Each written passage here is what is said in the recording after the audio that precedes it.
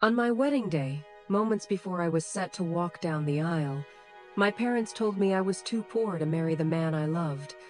They said I was embarrassing the entire family with my mediocre choices.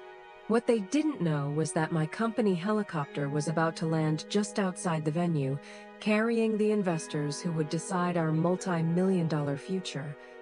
They thought they were cornering me. In reality, they were handing me the freedom I'd always craved. My name is Lily. I'm 28 years old, and in my family's eyes, I am just a simple florist. I own a small, beautiful shop downtown called Lily's Petals, a place that always smells of fresh lavender and damp earth. It is my world, a world I built with my own two hands. But to my parents, Robert and Eleanor, that shop isn't an accomplishment. It's a symbol of failure, a constant reminder of my squandered potential. If you're watching this right now, drop a comment and let me know where you're viewing from. And before I tell you about the decision that changed everything, hit that like button and subscribe to hear more true stories about finding your own worth when the people who are supposed to love you most can't see it. My relationship with my family has always been defined by comparison. I have a younger sister, Chloe, who is 2 years my junior. Chloe was the sun, I was the moon. She was bright, charismatic, and always had big dreams my parents had no problem funding. She was the investment with potential, while I was the responsible daughter. In high school, I won a full artistic scholarship to a prestigious university. It was my lifelong dream. I saw my future in canvases, oil paints, and art galleries. But then, the disaster struck. My father, a man who prided himself on his business acumen, made a bad investment. He lost nearly all of their life savings. I remember sitting in the kitchen that night, listening to my parents' worried whispers. "How will we afford Chloe's business school?" my mother sobbed. "What about the bills?" No one mentioned my scholarship. No one asked about my dream. It was simply assumed. I was Lily, the responsible one. The next morning, I declined the scholarship and took a job at a local flower shop. I worked 6 days a week, giving almost my entire paycheck to my parents so they could pay the bills and, more importantly, so Chloe could attend the business school she wanted. I told myself it was the right thing to do. Family meant sacrifice. But my sacrifice wasn't treated as a gift. It was treated as an obligation. The pattern was set early. I remember in my senior year of high school, I won the district art prize for a portrait I had painted. The awards ceremony was on a Friday night. I was so proud. But that same night, Chloe decided she wanted to go to a concert with her friends 2 towns over. She didn't have a ride. "Lily, you have to take her," my mother had insisted. "But the ceremony," I protested. "It's important to me," my father scoffed. "It's a high school art prize, Lily. It's not the Nobel. Your sister needs you. Family comes first." I missed my own awards ceremony to be Chloe's chauffeur. I later saw a picture in the local paper of an empty space on the stage where I was supposed to have been. That empty space felt like a perfect metaphor for my place in the family. A few years later, I saved enough to open my own flower shop. My parents didn't celebrate. Instead, my father sat me down, his face stern, and calculated what he called a family tax, a fixed amount of money I was to pay them every month. "This is to repay our investment in you," he said, completely oblivious to the irony. Chloe, after graduating, used our parents' money to launch a high-end fashion boutique that failed within a year. And my father's original bad investment? I found out years later what it really was. It wasn't a stock market deal gone wrong. It was the money he had sunk into another one of Chloe's failed ventures. They had lied. They had taken my dream to fund my sister's vanity. And they didn't even have the decency to tell me the truth. I'll never forget the time I saved up $5,000 to buy a used car. It was everything I had. A week before I was going to buy it, Chloe announced she wanted to go to Europe to find herself after her business failed. That night, my parents came into my room. "Lily, honey," my mother began, her voice sickly sweet. "Chloe really needs this trip. It would be so good for her morale." My father was more direct. "We need to borrow your savings. We'll pay you back as soon as we can." I knew as soon as we can meant never. But I gave it to them. I watched the money I had worked so hard for turn into plane tickets and glamorous Instagram photos for Chloe. I kept taking the bus to work. That was the pattern of my life. I gave, and they took. I worked, and they spent. I existed to service their dreams, while my own were buried under wilted petals in my shop. And then I met Mark. He walked into my shop on a rainy afternoon to buy a cactus for his classroom. He was a high school history teacher, a man with kind eyes and a smile that could warm a room. He didn't have much money, but he had a wealth of heart. For the first time in my life, I felt seen for me, not for what I could do for someone else. When I told my family we were dating, their reaction was lukewarm at best. "A teacher?" my mother asked, raising an eyebrow. "How humble." Chloe just smirked. "You deserve better, Lily. Someone with ambition." Their ambition was measured in bank balances. Mine was measured in kindness and integrity, currencies my family never understood. I thought I could endure their judgment. I thought my love for Mark was enough to build a fortress against their disapproval. I thought my wedding day would be the one day that was truly mine. I couldn't have been more wrong. The true catalyst wasn't a single event, but a life-altering decision. Mark and I got engaged. He proposed to me right in my flower shop, surrounded by peonies and roses, at the end of a long Tuesday. He got down on one knee with a simple, elegant ring he had saved up for. There were no cameras, no audience, just us. And it was the most perfect moment of my life. When we shared the news at family dinner that Sunday, the air immediately grew thick with tension. My mother offered a tight-lipped smile that didn't reach her eyes. "Well, congratulations," she said, the words feeling hollow and rehearsed. My father sized Mark up as if he were appraising an antique. "So, Mark," he began, "what's your 5-year plan? You don't intend to be a teacher forever, do you?" Mark, with his usual calm demeanor, answered with grace, "Sir, I love my job. Helping to shape the next generation is a privilege. It's my passion. Passion doesn't pay the bills," my father muttered, just loud enough for everyone to hear. Chloe let out a little, sharp laugh. "Oh, Mark, you're so precious." It's like something out of a low-budget rom-com. "Are you sure you don't want to get into real estate or something? I hear there's actual money in that." I felt my face flush. "Chloe, that's enough," I said, my voice trembling. But no one came to my defense.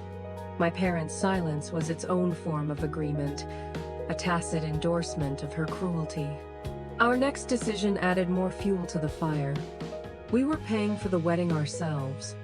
I didn't want a single penny from my parents, because I knew their money always came with invisible strings attached. We chose a venue we both adored. A beautiful public botanical garden with a historic glass conservatory where we could hold the ceremony. It wasn't the lavish country club my mother had always envisioned for her daughters, but it was us. "A public park?" my mother gasped when I showed her the pictures, her voice filled with genuine horror. "Lily, are you serious? What will our friends think?" "They'll think we can't afford a proper wedding for our own daughter." "It is a proper wedding, Mom," I replied, trying to keep my voice even. "It's what Mark and I want. It's beautiful and meaningful to us."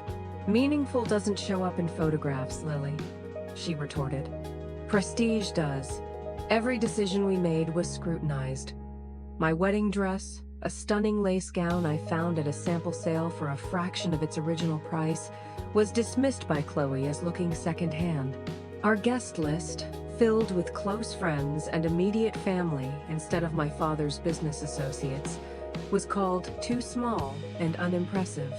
Throughout the planning process, there was a subtle shift in how my family treated me. Their quiet disdain had morphed into open criticism. They no longer bothered to hide their disappointment. It was as if my marrying a normal man and planning a normal life was the ultimate betrayal of the ambitions they had for me. Mark saw it all. "Are you sure you want them there?" he asked me one evening, after a particularly draining phone call with my mother about flower arrangements. "We could just elope, go somewhere with just the two of us." The offer was tempting, a sweet escape from the constant judgment, but I shook my head, a new resolve hardening inside me. I'm not going to let them take this from me. I've given up enough. This is my day, and they're going to have to learn to accept it. I was so naive to think they would.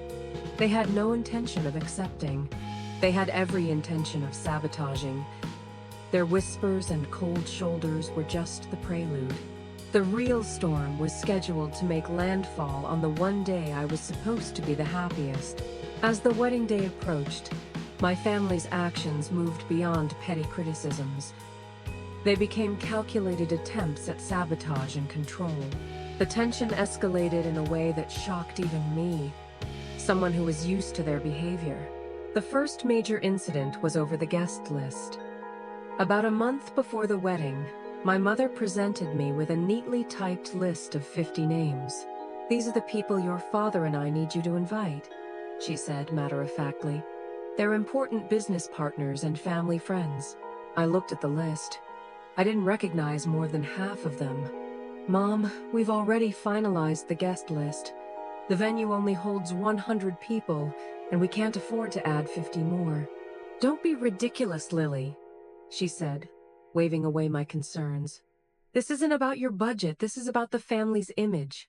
Your father needs to maintain these relationships. Just send the invitations." "I'm not doing that," I said firmly. "This is mine and Mark's wedding, not a corporate networking event." My mother looked at me as if I'd said something deeply offensive. "You're being selfish. You always only think of yourself." The accusation was so absurd I almost laughed. Me, the daughter who had sacrificed her entire future for them, was selfish? The argument ended with me stating that if those people showed up, they wouldn't have a seat. For the first time, I didn't back down, and it infuriated them. The next day, my mother called me, her voice syrupy with fake concern. "Lily, I was just talking to your great-aunt Margaret's cousin, you know, the one with the bad hip. She would be just devastated to miss your wedding. And it would be rude not to invite her husband's business partner, who just did your father such a big favor." It was a masterclass in guilt-tripping, but for once, I held my ground. The second incident came when my father offered to help financially.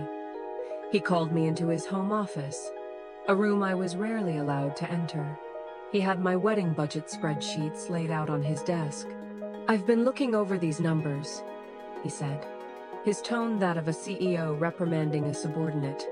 "It's frugal, too frugal. A florist, a teacher. I get it. But this reflects poorly on us. It suggests instability, weakness." Then he made his offer. "I'm willing to co-sign a loan so you can have a more proper wedding. We can move it to the country club, hire a real band." "Dad, we don't want to go into debt," I interrupted. "We're happy with what we have." "This isn't a gift, Lily," he said, his voice turning cold. "This is an investment in the family's reputation. And if I'm investing, I get a say in the decisions. It's simple business." I saw his play. This wasn't an offer of help, it was a hostile takeover. He wanted to use money to gain complete control over my day. I politely declined, and he looked at me with profound disappointment, as if I'd just thrown away a winning lottery ticket. The worst escalation came from Chloe.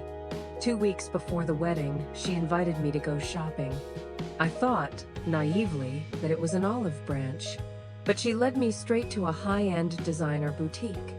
"I need to find a bridesmaid dress," she announced. Instead of looking at bridesmaid dresses, however, she started trying on extravagant evening gowns. She finally settled on a shimmering, silver, sequined dress that looked more like a wedding gown than a bridesmaid's dress and cost twice as much as my own. "I'll wear this," she declared, twirling in front of the mirror.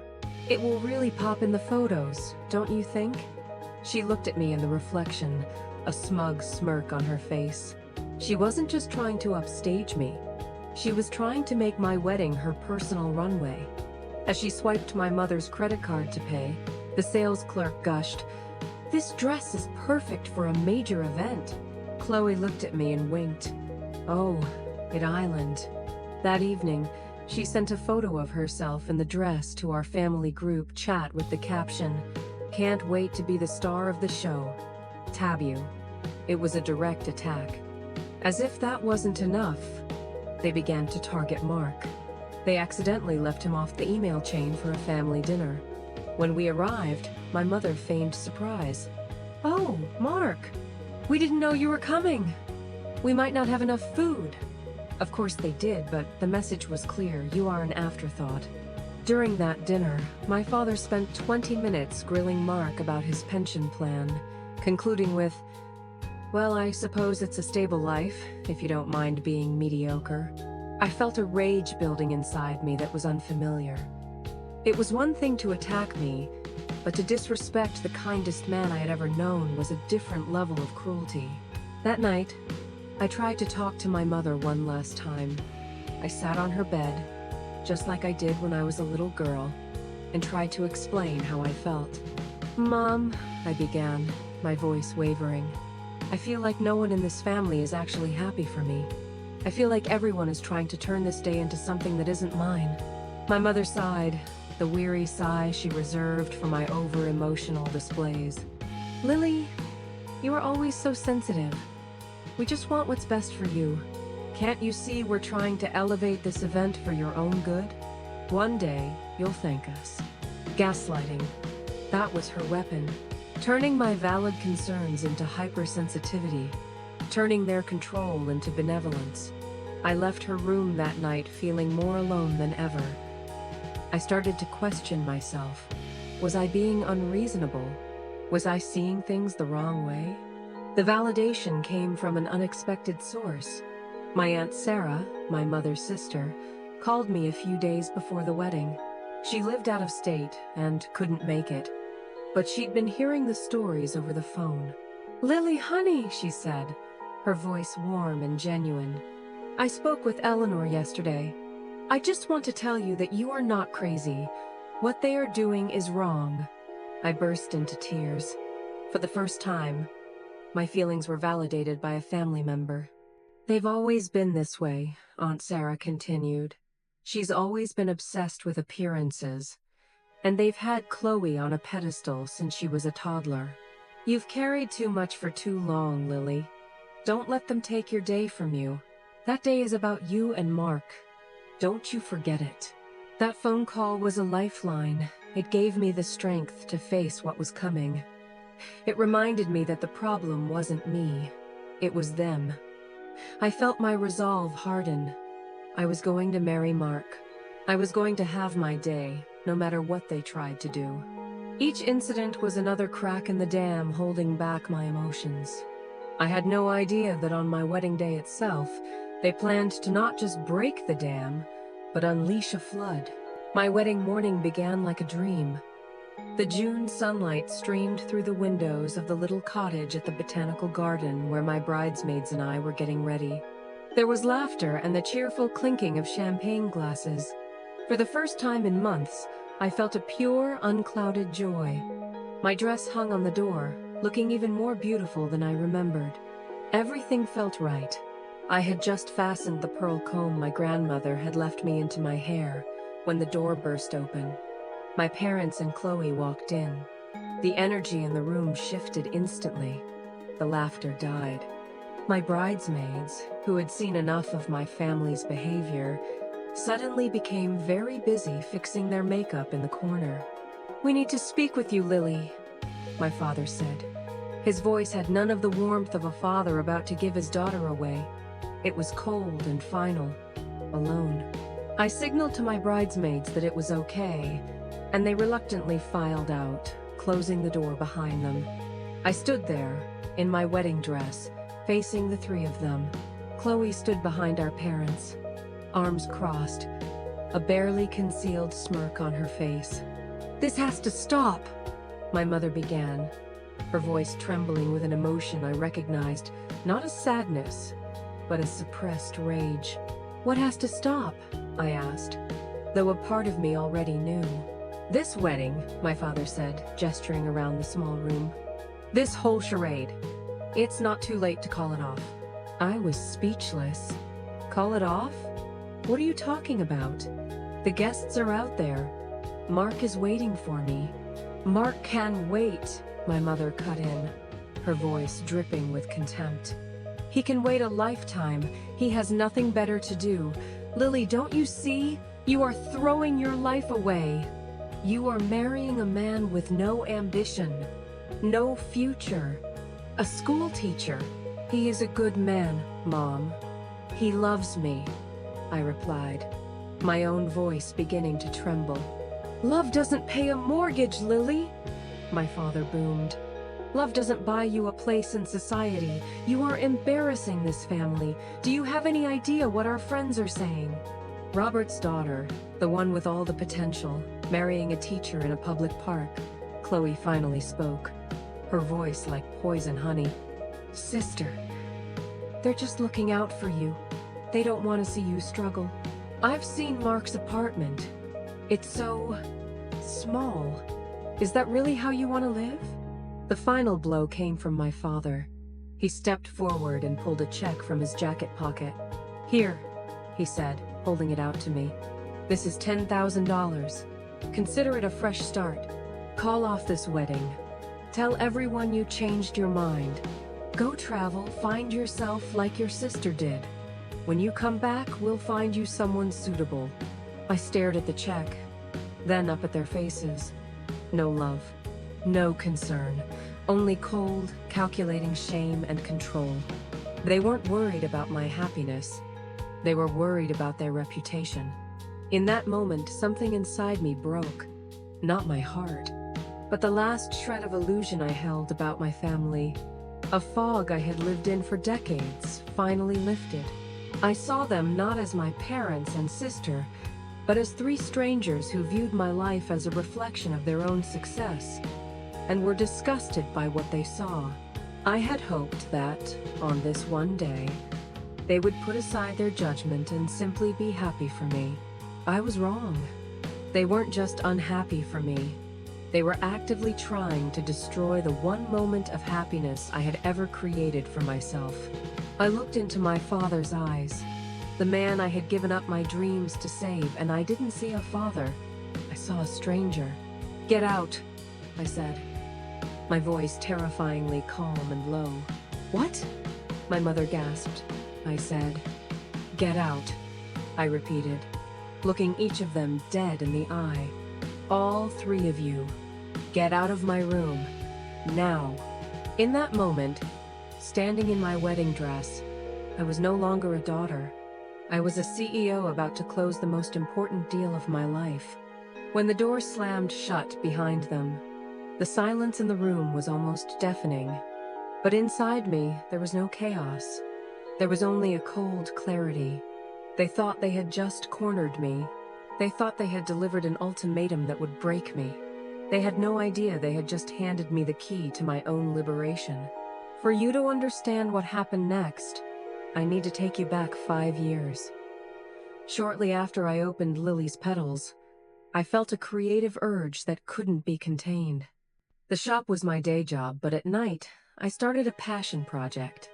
I created a small website, a blog where I shared my unique floral arrangement ideas. Then, an idea sparked. Why not create a subscription service? A curated box of fresh, artisanal flowers delivered to customers' doors every week. I called it Bloomverse.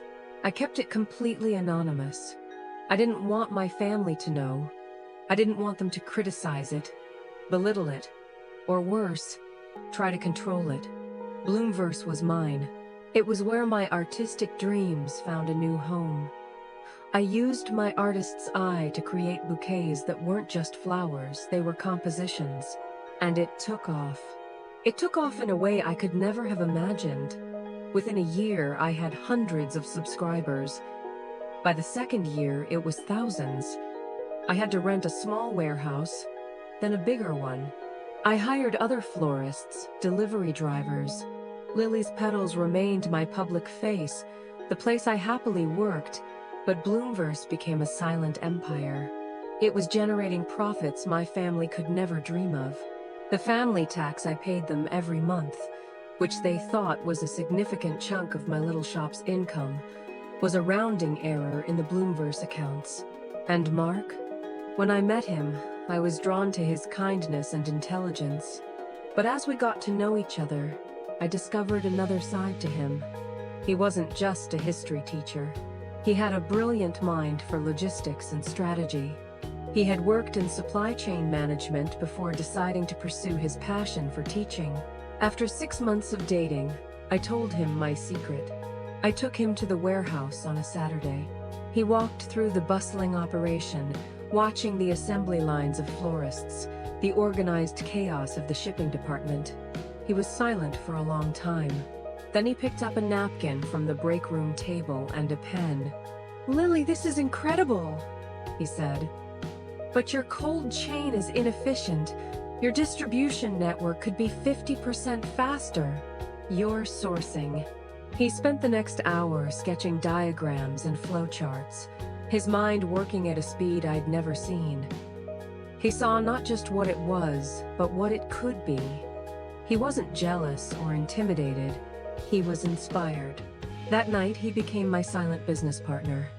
He designed our entire logistics system, optimized the supply chain, negotiated better contracts with flower farms.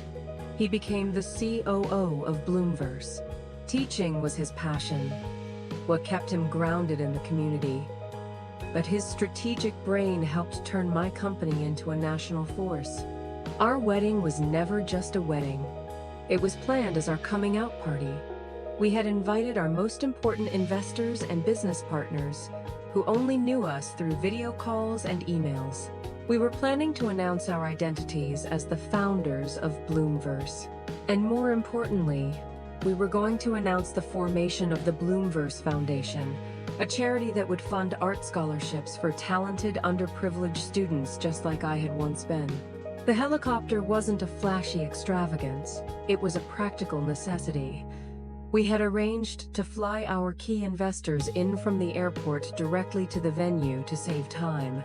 Our lawyer, David, and our PR representative, Maria, were already on site, coordinating everything. They knew all about my family. They had heard my stories. David had advised me to have a contingency plan. With families like this, he'd said, hope for the best, but prepare for the worst. That advice was now ringing in my ears. My original plan had been to gently ease my family into my new reality after the wedding. I had hoped that once they saw my success, they would change. They would respect me. But that confrontation changed everything. Their cruelty, their blatant disregard for me and the man I loved, had freed me from any obligation to please them. They didn't deserve to be eased gently into my world. They deserved to see exactly what they had thrown away. I looked at myself in the mirror. My mascara was slightly smudged from tears of rage. I wiped them away. I took a deep, steadying breath. The panic was gone, replaced by a steely resolve. My parents thought they had given me an ultimatum. They had no idea they were handing me the script for the greatest performance of my life. I opened the door to the bridal suite.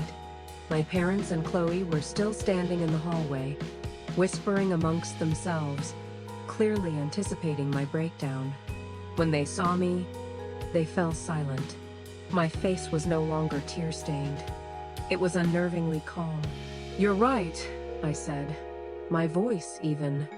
"I need to make a choice." A triumphant smile flickered across my mother's face. My father nodded gravely. I'm glad you're seeing sense, Lily. Oh, I am, I replied.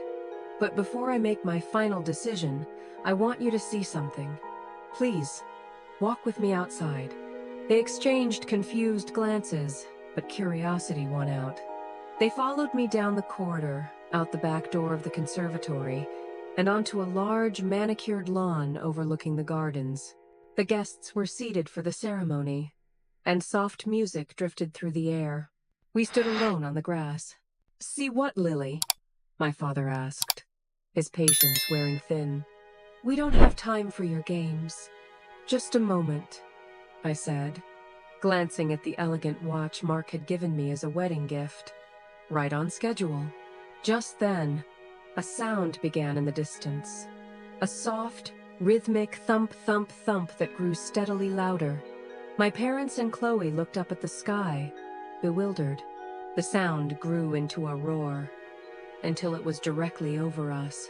A sleek, black helicopter, emblazoned with a logo they didn't recognize. A stylized, blooming flower appeared from over the treetops. It wasn't heading for us, but for a clearing at the far end of the gardens, where a large H had been discreetly marked on the lawn. The helicopter landed smoothly, its rotor wash whipping the air around us. "What in the world?" Chloe breathed, her voice filled with awe. My parents were speechless, their mouths agape. My father stumbled back a step, as if pushed by an invisible force. The helicopter door slid open. The first person to step out was David, our lawyer, in an impeccable suit. He was followed by two men and a woman whom my father recognized instantly. His face went pale. They were the most prominent venture capitalists in the city, people he could only dream of meeting. They walked directly toward us. "Lily, Mark," David said as they approached, giving me a professional nod. "Everything is ready for the announcement. The investors are very excited." The lead investor, a man named Marcus Thorne, extended his hand to me. "Lily, it's wonderful to finally meet you in person. Your Autumn Sunset collection single-handedly boosted our Q3 projections. Your artistic direction is unparalleled." I shook his hand, then turned to face my family. Their three faces were a portrait of utter confusion. "Mom, Dad," I began, my voice now full of authority. "You were worried that Mark couldn't provide for me. You called him a mere school teacher. Allow me to introduce Mark, my fiancé, and the chief operating officer of my company." I gestured toward the conservatory, where Mark had just emerged and was walking toward us, smiling. "You worried about this small venue," I continued, my voice gaining an edge. "This isn't just where we're getting married. This is where we are announcing the launch of the Bloomverse Foundation, a multi-million-dollar charitable trust that will fund young artists whose families can't support them." I paused, letting the words sink in. My mother's hand flew to her mouth. "You said I was marrying into poverty. This helicopter? It's a company asset, the Bloomverse Company." I looked my father straight in the eye. "My company." The silence was absolute. You could have heard a pin drop. The confusion on their faces slowly morphed into horrified realization.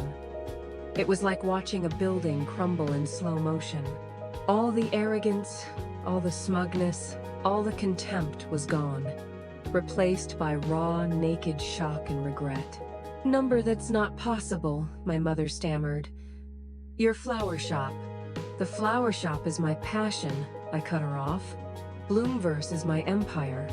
The family tax you've been collecting from me for years? That was pocket change." Chloe stared at me, her eyes burning with an emotion I had seen my whole life. Envy. But this time, it was mixed with pure hatred. She realized that everything she had ever looked down on in me, my hard work, my creativity, my quietness, had actually been the building blocks of a success she could never touch. "You wanted me to make a choice," I said, my voice now devoid of all emotion. "And I have. I choose Mark. I choose my future. I choose my company. And I am choosing to cut off all financial support to you, effective immediately. I turned to David. David, would you please ensure my parents and sister are escorted from the premises? They are no longer welcome here. Of course, Lily, he replied softly. I turned my back on them, giving them no chance to respond. I walked toward Mark, who was waiting for me with a sad but proud smile. He took my hand. As I walked away, I didn't feel anger or sadness. I felt the terrifying, exhilarating lightness of being completely and utterly free. As Mark and I walked down the aisle, hand in hand, the atmosphere was electric. Our guests, our true friends and colleagues who knew my story, cheered louder. The business partners and investors looked at us with a new level of respect. The ceremony was perfect. As Mark and I exchanged our vows, we weren't just committing to each other. We were committing to a future we had built together in secret and could now finally live out in the open. After the ceremony, at the reception, we made our official announcement. Mark spoke first, explaining the journey of Bloomverse from a passion project to a national brand. When he introduced me as the founder and visionary, the entire room rose to its feet in a standing ovation. Standing on that stage, holding my husband's hand, I felt for the first time in my life like I was exactly where I was supposed to be. I didn't see my parents and sister being escorted out, but my Aunt Sarah filled me in later. She said they didn't make a scene. They were simply stunned, silent, and gray-faced. Aunt Sarah stayed. After the announcement, she came and gave me a huge hug, her eyes wet with tears. "Your grandmother would be so proud of you, Lily," she whispered. "You found your power." That night, instead of going back to Mark's small apartment, we checked into the presidential suite of the city's finest hotel, an arrangement made by our PR team. The next morning, the story of the mystery founders of Bloomverse was all over the business blogs and local news. Our story, of a florist and a teacher who secretly built an empire, was captivating. Our honeymoon was a month-long trip to Japan and Italy, two places I had always dreamed of visiting to study art and design.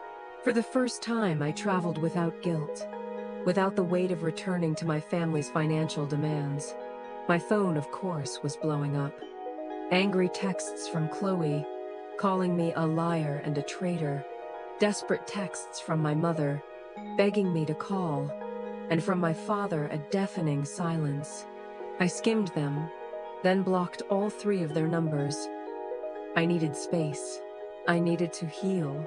The most profound change wasn't about the money or the luxury. It was the peace of mind. Sitting in a cafe in Florence, sketching the gardens I saw, I felt a weight I had carried my entire life lift off my shoulders. The weight of never being good enough. The weight of having to prove my worth. I didn't have to prove it to anyone anymore. I knew my worth. We returned home to a new sense of purpose. We had a company to run, a foundation to build, and a life to live. We bought a house, not a massive mansion, but a warm, modern home with a huge garden where I could experiment with new flower concepts and Mark could grow vegetables. The first thing I did was build an art studio with a glass wall overlooking the garden. It was my sanctuary. We were building a new life from scratch, but the real challenge wasn't navigating wealth, but learning to live with the ghosts of the family we had left behind. 1 year after our wedding day, life was almost unrecognizable. Bloomverse had gone international, with new operations launching in Canada and the UK. Our stylized flower logo had become a symbol of elegance and creativity. But the work I was most proud of was the Bloomverse Foundation. We had given full scholarships to 20 talented art students, giving them the chance that had been stolen from me. I met with each of them, and seeing the passion in their eyes was the most profound kind of healing. Mark and I had found a perfect rhythm. He left his full-time teaching job to focus on his COO role, but he still volunteered to teach one class on entrepreneurial history at an inner-city high school each week. "It keeps me grounded," he'd say. Our home was always filled with the scent of fresh flowers and home-cooked meals. For the first time in my life, I felt safe, unconditionally loved, and completely myself. As for my family, justice didn't come from any act of revenge on my part, but from the natural consequences of their own choices. Aunt Sarah kept me discreetly updated.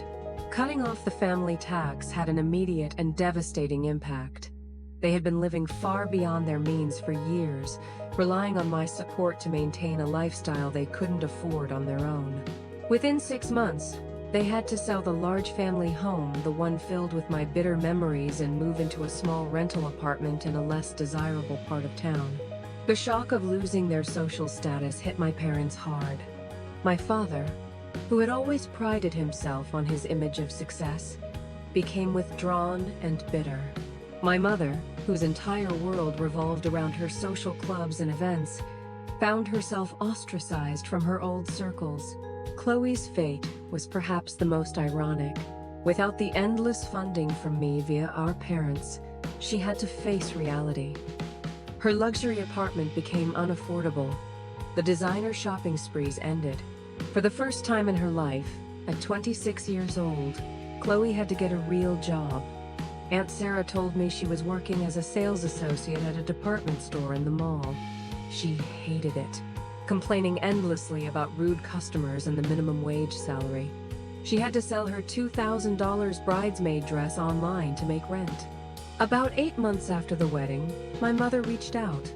She sent me a long, handwritten letter. It was a jumble of self-pity, veiled accusations, and excuses. "I don't know why you felt you had to lie to us all those years," one line read. A perfect example of her inability to take responsibility. She said they always wanted what was best for me, and that they had acted out of love. But buried beneath it all, there was one line, just one, that flickered with genuine regret. "Maybe we were wrong in how we valued you, Lily." It wasn't an apology, but it was a start. After talking it over with Mark and my therapist, I agreed to see her. We met at a neutral coffee shop, not my home, not hers. She looked older, tired. Her designer handbag was gone, replaced by a simple purse. We had a difficult conversation. I didn't yell or accuse. I just listened, and then I calmly laid out my boundaries. "Mom," I said, "if we are going to have any kind of future relationship, it has to be built on respect. That means no judgment about my life or my husband. It means you and Dad go to family counseling to understand the dynamics that got us here. And it means Chloe has to apologize for herself. Sincerely." I felt a sense of calm power I had never known. I was no longer the little girl begging for their approval. She cried, real tears this time. She agreed to my terms, though she said it would be hard to convince my father and Chloe. Our relationship is still a work in progress. My father still hasn't spoken to me. Chloe sent a one-word text, "Sorry, but I knew it came from desperation rather than remorse." The road ahead is long and uncertain, but for the first time, I'm the one in the driver's seat. I am no longer reacting to their chaos. I am setting the terms for my own peace. I didn't destroy my family. I simply stopped holding it together with my own sacrifice. It turns out, without it, it couldn't stand on its own. Looking back, I realized my journey wasn't really about money or success. The helicopter, the company, the house, they were just symbols. The real journey was about finding my own value in an environment that told me I was worthless. My family measured a person's worth by their bank balance and their social status. They tried to teach me that lesson my whole life, but in the end, I learned a different, more powerful one. True worth isn't in what you own. It's in your integrity, your kindness, and the courage to build a life that is authentic to who you are, even when those around you can't understand it. For years, I tried to shrink myself to fit into the tiny box my family had built for me. My wedding day was the day I finally broke out of it. The biggest lesson I learned is that family is not an obligation to endure mistreatment. Family is not a free pass to belittle or exploit someone. Real family, the family you build, the family you choose, are the people who lift you up. They are the ones who see your value when you're just a humble florist in a small shop. They are the ones who celebrate your success as if it were their own. Because in a true family, one person's joy is everyone's joy. I had to lose my biological family to find my real one, Mark, my Aunt Sarah, the friends who stood by me, and even the community we are building through our foundation. And now I want to ask you, have you ever had to hide a part of yourself to keep the peace in your family? Have you ever felt like you had to choose between being yourself and being accepted? Share your story in the comments below. I would love to hear them. If this story resonated with you, please give this video a thumbs up, subscribe for more real-life lessons, and share it with someone who might need a reminder that their dreams are worth fighting for. Thank you for listening, and may you always find the courage to fly your own helicopter, whatever that may look like in your life.